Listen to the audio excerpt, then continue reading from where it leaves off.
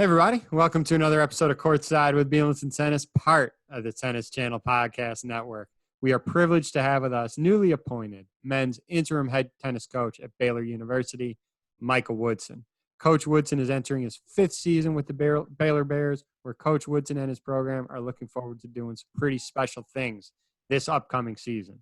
Before Coach Woodson's time at Baylor, Coach Woodson both played and then coached at Valparaiso University, where he contributed to bringing in the greatest recruiting class in the history of Valpo, where those players, highlighted by Jeffrey Schorsh and Charlie Emhardt, rewrote the school's history books, both individually and as a team.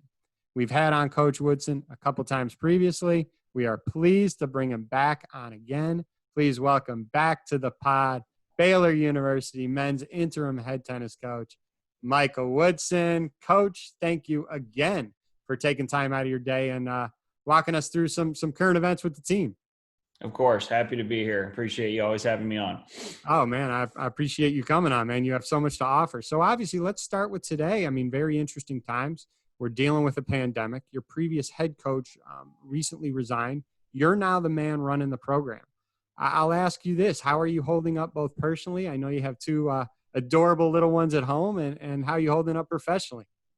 It's been about as smooth as possible, as one could ask. I would say, at home, the girls are growing up so fast. I can't believe it. JoJo's going to be 3 here in November, and Kylie's going to be 1 in less than 2 weeks. So Vanessa is doing an unbelievable job holding the fort down, and just trying to make sure that we set up things here with the program in a way that really.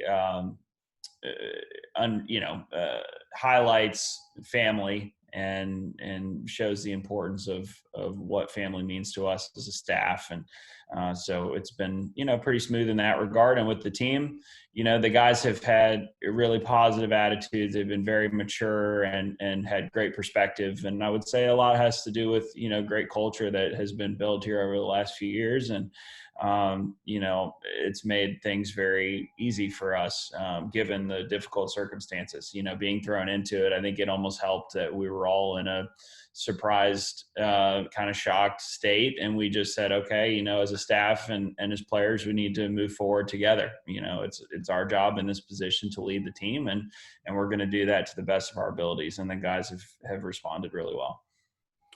So you're the one running the show right now, and sometimes people get thrown into a situation like yours and do not have the benefit of what you had in 3 previous head coaches that have so much value, and I know you've learned so much from. You learned from Jim Doherty of Valpo, who's coached there for a long, long time. He just recently retired.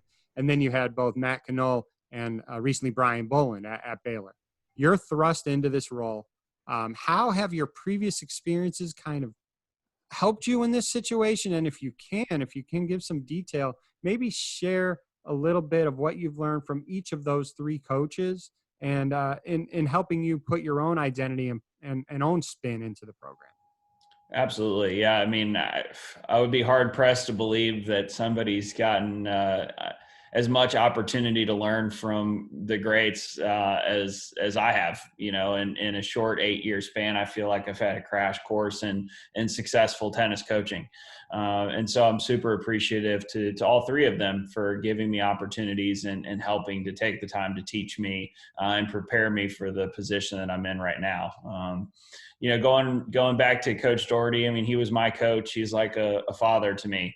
Having an opportunity to work alongside him and just he allowed me to put my hands in every aspect of the program and get to learn trial by fire, learning as I go, figuring out how to make things work. And he just had so much trust and belief in me to do things and just kind of pointed me in the right directions. I think in addition to that, I think after having been with him for so long, leaving him really showed me how much he cared about his players, how much he cared about his former players, how much he just loved people. And I would say that's maybe the biggest lesson that I've learned over my coaching time and playing was just how to love people and how you're, success, quote unquote success, is really more than how many trophies you lift or how many rings you're wearing. It's the relationships that you build over time. And so I have a ton of respect for that, and hope he'll stay somewhat close to the game, maybe come down and help us out a little bit.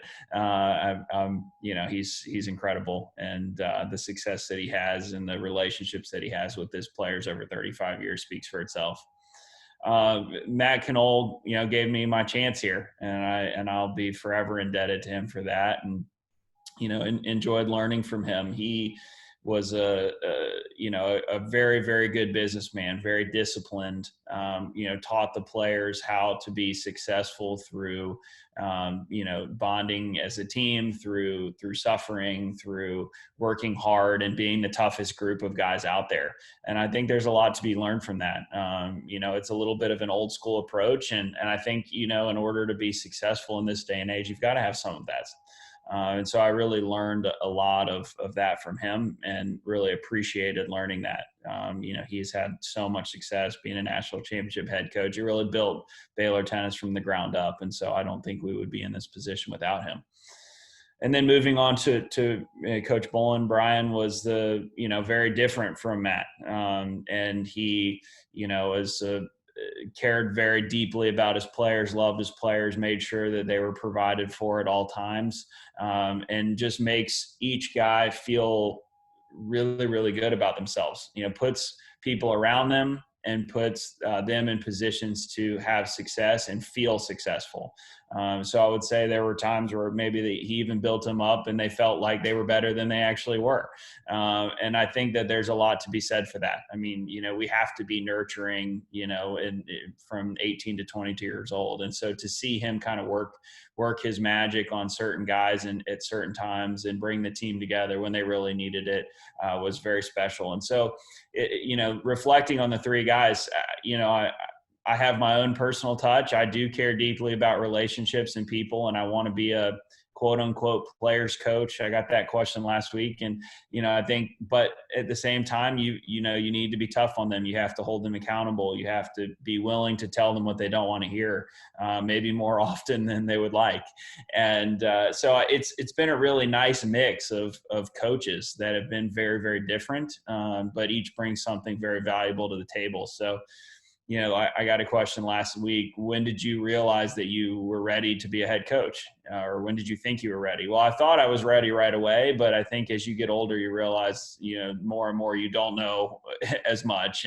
But I would say after spending, the time with these three, I'd say probably after last year with Brian, I felt like, okay, I've had about all of the teaching that I could possibly ever get from any three coaches, and finally feel like I'm prepared to lead a program. Well, thank you for sharing that. I know we've talked quite a bit, obviously offline, and I never really kind of dug real deep into that question. So thanks for sharing that with me. I want to talk about this year's team. And if I'm not mistaken, I counted on the roster 15 individuals. So hence to say depth will not be a problem. Now, for those that may not follow college tennis as closely as we do, most teams don't have 15 players on their team. And in your case, you have guys that have been there for a while. You have some transfers coming in. All 15 individuals are very, very good. So with that said, while depth is not going to be a problem, you got three doubles teams, and you got six singles and six single spots, and some guys play both doubles and singles. I got to ask you, man, how are you prepared as a coach? Your job is not to make everybody happy. Your role is to do what's best for the team. But there's going to be some really, really, really good tennis players that are not going to be seeing the court as consistently as they may like to do. How are you preparing yourself and the team to handle that situation? Yeah, it's not going to be easy. I mean, this is a absolutely loaded roster of experience and youth, and it's a great problem to have. But at the same time, to try to balance that out, it's going to be difficult. Some difficult decisions are going to have to be made regarding the lineups, and I think it provides us some opportunity to play different guys in different lineups and rest players when they need it, and lots of different things. But at the end of the day, there are going to be guys that are going to be competing a little bit less than they would like. And so we just have to do the best we can. We've already laid it out with the guys. Listen, we're going to play the guys that give us the best chance to win every single time, regardless of age, regardless of, what they've done in the past. We need to try to, as a staff, come together and figure out who gives us the best chance to win on the day. We have, worked on the schedule to provide ourselves a lot of additional opportunities. I think you're going to see some things come out that are a little different than anybody's ever done in the past at the high Division I collegiate level. And we're excited about giving these guys opportunities to compete. I think they all deserve it, and we look forward to it. I mean, we're a developmental program. The guys chose to come to Baylor to use this as a stepping stone to professional tennis, to a career in coaching. And we want to deliver that on a daily basis. Of course, we all want to compete and win and do it together as a team. And our job is to try to keep these guys together and growing and developing regardless of how often they compete on the match court. So there's going to be some difficult decisions to be made, but I think, the guys are in a really good place. And I think they understand that, their development and this process, stretches far beyond their years at Baylor. And like you said, this is a good, tough problem to have. The problem you don't want to have is you only have 6 people and one or two players gets hurt. And now you either got to default the match or you're playing someone injured.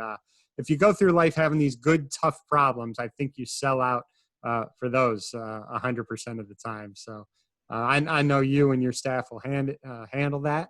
And speaking of your staff, I know you in your new role as the interim head coach, you've made some recent changes, and I know you're excited about those couple of changes. Talk about that a little bit. We are, yeah. I mean, Isaac van der Merwe has been here for the last couple of years. He was top 100 ATP in singles and doubles, and has just been a huge asset to the team. He brings such a professionalism and a discipline and a great work ethic, an amazing eye for the game, and just a passion to give back. I mean, being an All-American Old Dominion, one of the best players in college, to go on and have such a successful pro career for a decade. And that's exactly where our guys want to be. And so to be able to have him here to give their, real-time experience and explaining, how the travel, the rigors, the scheduling, the practices, what guys should do if they want to reach that goal, I think is critical, because I don't have that background. And so we need that background as part of our staff. And so he's just a huge asset to the team, and very happy to be able to continue working with him. We didn't expect it. I think, we've become very good friends over the last couple of years, and thought that this was going to be it, that one of us was going to leave this summer. And so, strange circumstances keep us together, but we're very thankful for that. To add George Goldhoff has been just an amazing addition. We thought we're going to take our time and get the right cultural fit for our volunteer. And George actually called me asking for advice on how he should get into coaching. And for those that don't know, George played at Texas and, was top of the lineup guy. And he actually competed against us my first year, and then went on and played professionally for 3 years. And, really, I think the pandemic changed his perspective on things and his outlook on what he wants to do. And as we had a conversation, I thought, gosh, I can't believe I haven't thought about George yet. I need to seriously talk to him about our position. And as we got to talking and he spoke with Isaac, it was just an absolute no-brainer to add him to the staff.